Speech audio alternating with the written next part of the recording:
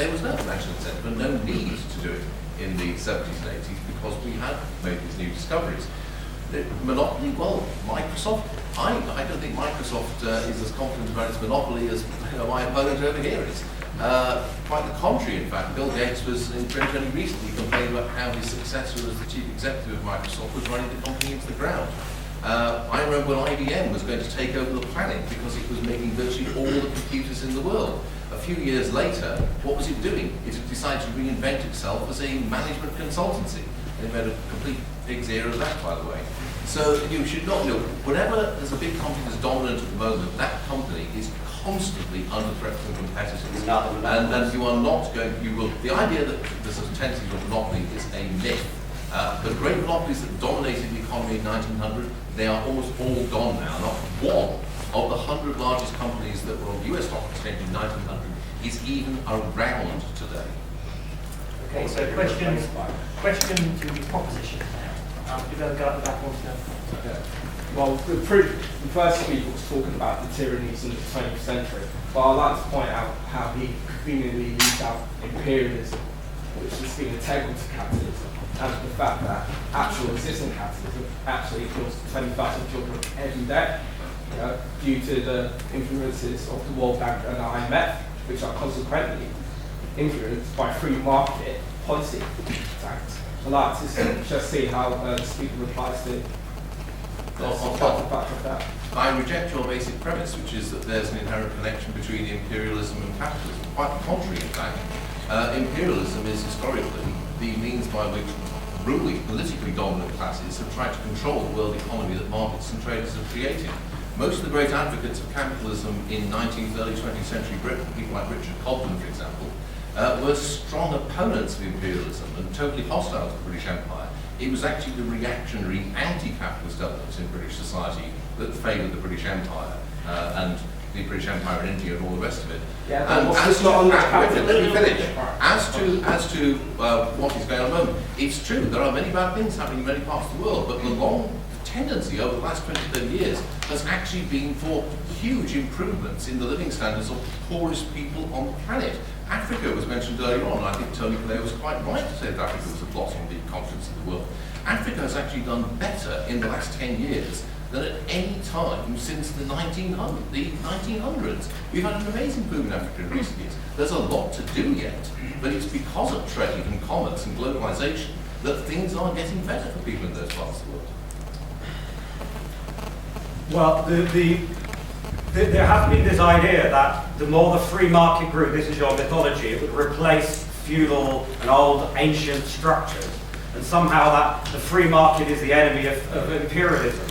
If you look at the real history of capitalism, capitalism can never survive as a free market. It's always used force and always used other social systems that it's worked with. So the rise of capitalism was dependent upon slavery, which is obviously not a free market system itself, but uses African people as commodities, as slaves.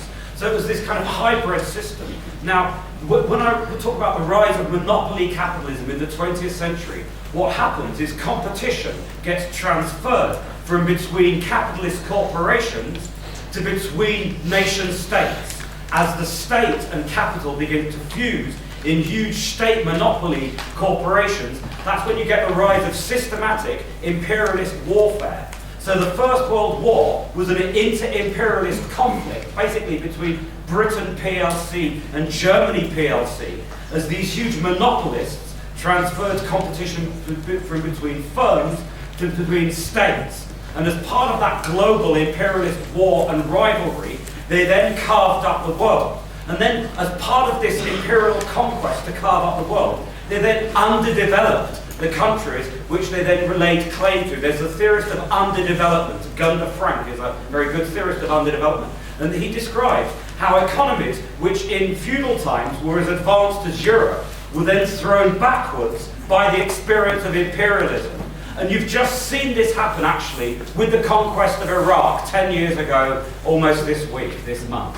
They said that they'd overthrow the nasty state capitalist Ba'athist dictatorship of Saddam Hussein. 10 years later, it'd be this free market heaven of Halliburton, rather than all sorts of sinister Al-Qaeda operators bumping each other off and everybody else in this massive mess. You've just seen how Iraq, which actually had a modern healthcare system, a modern education system, has been thrown backwards almost to the Stone Age by imperialist intervention. And this is to do with the intrinsic logic of imperialist competition, as America and China start to jostle for who's going to control Africa and the Middle East. And they will throw the world backwards. Well, Okay, let's go. hang on, I must respond to that. Historical canon, which is, I have to keep on correcting the sort of practical inaccuracies from here.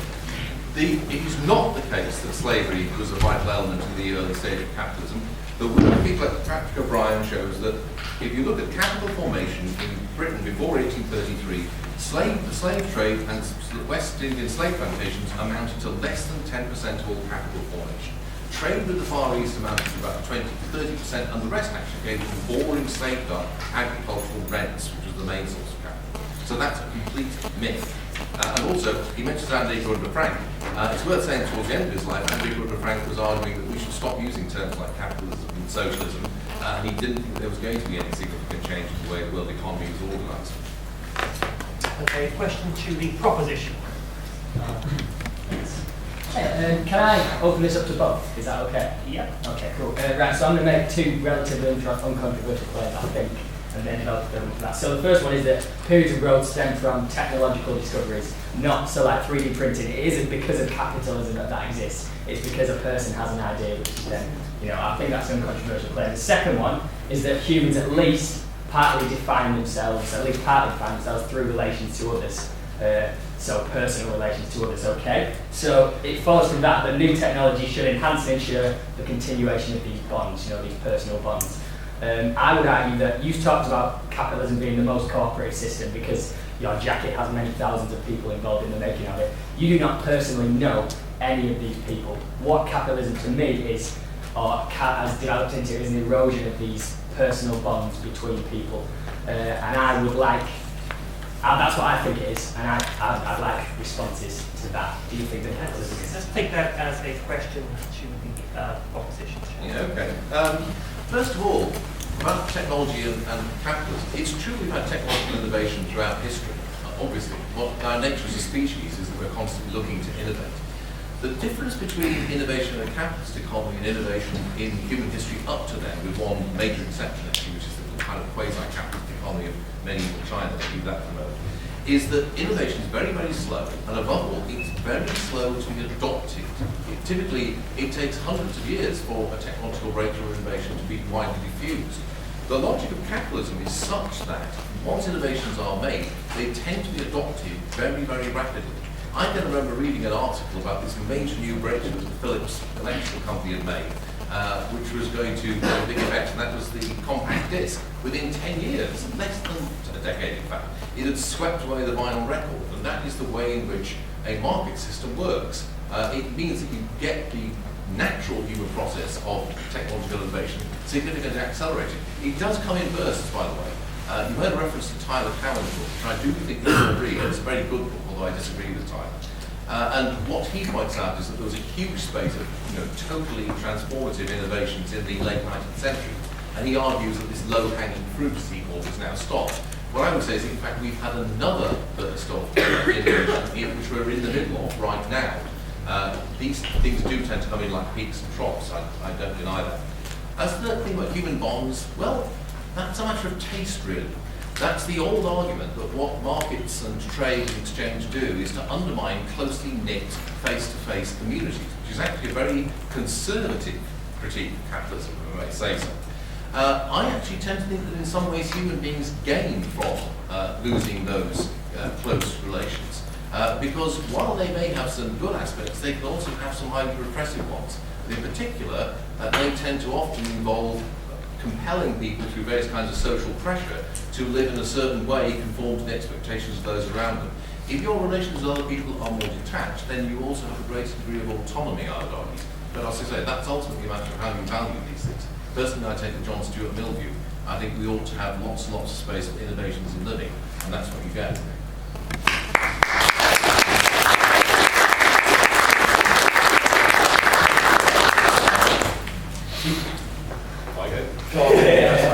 I think that firstly I would say the opposition in that sense could just to be literally quoting from the Communist Manifesto. There is definitely something progressive about the alienation of the old, about the erosion of the old social model.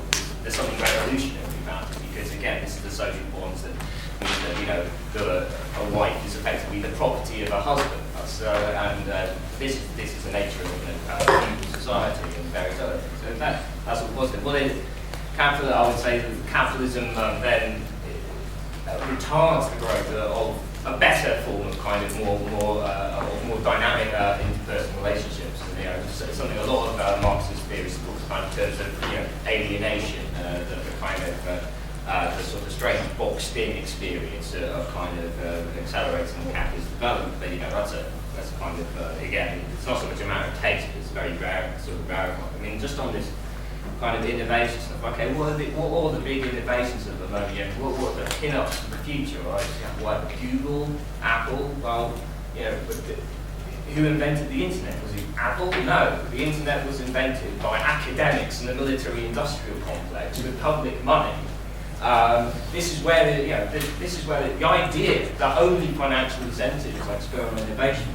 Google as a website is programmed in Python. Python is an open source programming language, which was made by people partly because they needed it to do useful things, partly for sheer love of the craft.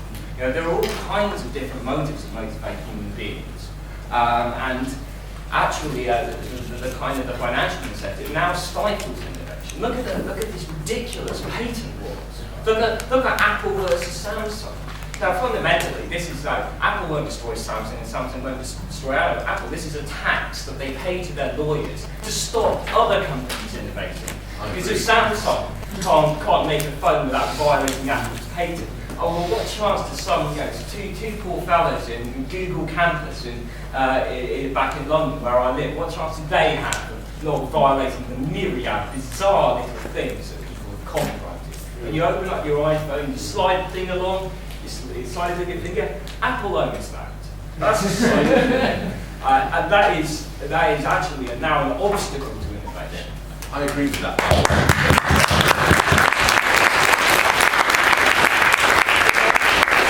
Well, there's quick questions with quick answers. We are running out of time. So, question to the propositions.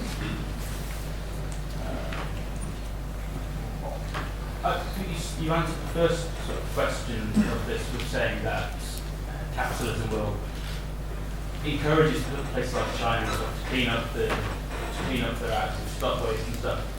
But then later on went on to say the renewable energy development was stifled in the 70s because we discovered oil fields. So in that case, if we were now facing the sort of ecological danger of climate change and continued pollution, and you're implying that capitalism will somehow solve this because it's in the best interest. Surely it's the fact that if we were to then just discover some more oil somewhere, you've already said that in that case we wouldn't go on to solve it. So surely capitalism will only solve the problem and it's the only thing that it's the last resort that it can do without continuing. Absolutely, and that's the right way to go. I mean, to do it any other way is wasteful. That's the whole point. In other words, to switch from one way of organising and doing things to another way when the old way, if you like, is still the more efficient and productive way of doing things is perverse. Is precisely one of the advantages of the system that you actually make innovations and changes and adapt the way you do things when the incentives are aligned to do that, and that's a good thing, not a bad thing. So, thank you. I mean, I've won, I think, because therefore capitalism will only make the transition to a renewable set of productive forces where the last bit of fossil fuels has been burnt. It will have no incentive to do that until then. When it's used up, you said, when it's good and proper. In other words, what we needed to be doing is to be making that transition over the past 40 years. Our species might have had a chance if we had made this transition over the past 40 years. But instead, it's totally ill-disciplined, totally like a drug addict, totally going after the fossil fuels. Margaret Thatcher, they call her the Iron Lady. She wasn't the Iron Lady, she was the Butter Lady. She was absolutely soft and indulgent to the bankers, and the moneyed elites, and she's let them ride roughshod over us for 40 years, and as a species we've been making incapable of even sorting our own planet out. We need enough of these butter